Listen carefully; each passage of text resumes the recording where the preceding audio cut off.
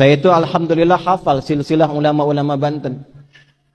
Dari mulai tokoh yang paling atasnya sampai turunan muridnya, sampai nyambung kemudian yang bikin-bikin ormas sampai di Indonesia. Kita ambil satu aja. Kenal Syekh Nawawi Al-Bantani?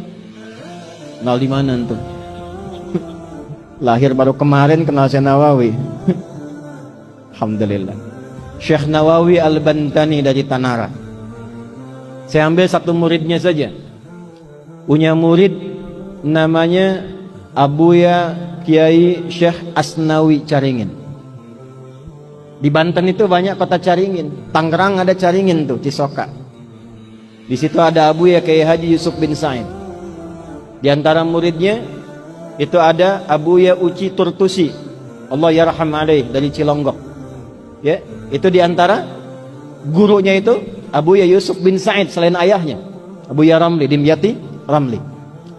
Itu Kiai Asnawi di Caringin yang di Labuan. Berangkat kemudian ke Mekah, belajar dari Syekh Nawawi Al-Bantani gurunya.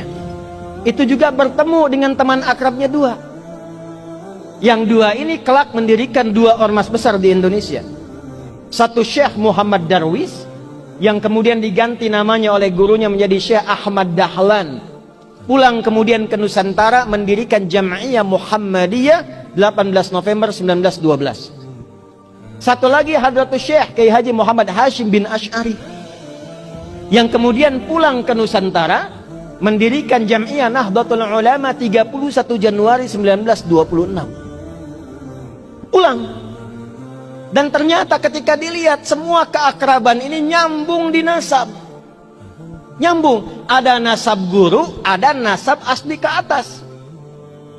Dua-duanya nyambung. Kiai Haji Ahmad Dahlan bin Kiai Haji Abu Bakar bin Kiai Ilyas bin Kiai Sulaiman bin Demang Jurang Juru Kapindo bin Demang Jurang Juru Sapisan bin Kiai Grebek.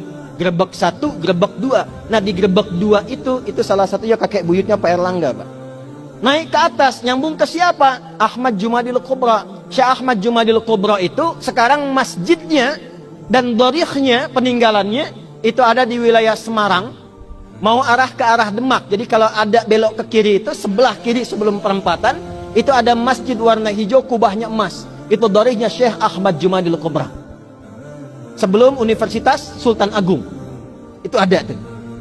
Beliau keturunan siapa? Syekh Azmaskat. Ahmad kan keturunan siapa? Ali Zainal Abidin. Ali Zainal Abidin keturunan siapa? Al-Husain. Al-Husain siapa? Adiknya Al-Hasan. Al-Hasan siapa? Putranya Sayyidina Ali bin Abi Thalib karamahullahu wajhah. Siapa beliau? Suaminya Fatimah Az-Zahra bintu Rasulillah Muhammad sallallahu alaihi wasallam bin Abdullah bin Abdul Muttalib bin Hashim bin Abdul Manaf bin Qusay bin Murrah bin Kilab bin Ka'ab bin Ghalib bin Fihir bin Malik bin Nadar bin Kinana bin Khuzaimah bin Mudrikah bin Ilyas bin Nizar bin Mudar bin Ma'ad bin Adnan bin Addi bin Adri bin Muqawwam bin Nahur bin Tarikh bin Ya'rub bin Yasjub bin Nabit bin Ismail alaihi salam bin Ibrahim alaihi salam bin Azar atau bin Nahur bin Abir bin Kinan bin Arfakhshad bin Sam bin Nuh alaihi salam bin Matushalah bin Kinan bin Anwas bin Tis bin Adam alaihi salam.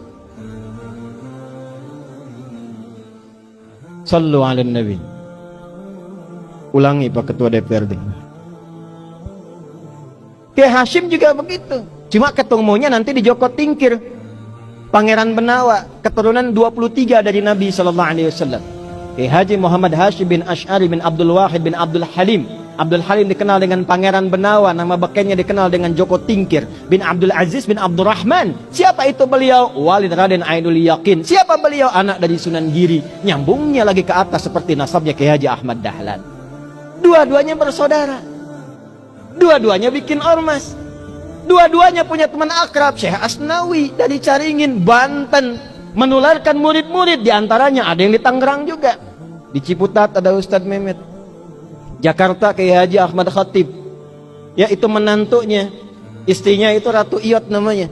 Ya, turun itu di antara sekian banyak. Pakunya di mana? Banten. Dari situ kemudian nyambung sampai turun kemudian nasab-nasab itu tersambung sampai tuan gurunya dari nasab tariqahnya Syekh Abdul Qadir Al-Jailani. Dari nasab kepemimpinannya sampai ke Prabu Siliwangi. Punya 3 orang anak.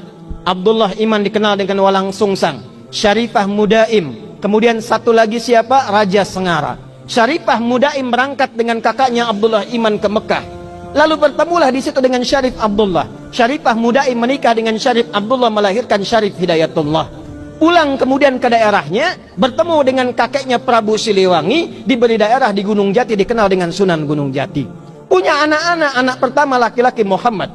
Anak perempuannya dinikahkan dengan Panglima Pasai, dikenal dengan Fathullah atau Faletehan. Menikah kemudian, lalu bertugas di wilayah kemudian dikenal dengan Batavia, membebaskan Batavia dari kungkungan penjajah pada saat itu di bulan Juni 1527. Makanya sampai sekarang milad Jakarta itu di Juni. Maka kemudian dirubah namanya, diambil dari surat Al-Fatah. Ya, surah ke-48 ayat pertama. Inna fatahna laka fatham mubina. Fatham mubina itu bahasa lokalnya disebut dengan Jayakarta, disingkat menjadi Jakarta. Dari keseluruhannya turunlah kemudian Maulana Hasanuddin. Maulana Hasanuddin kemana? Di Banten. Sampai kemudian nyambung ke Makassar.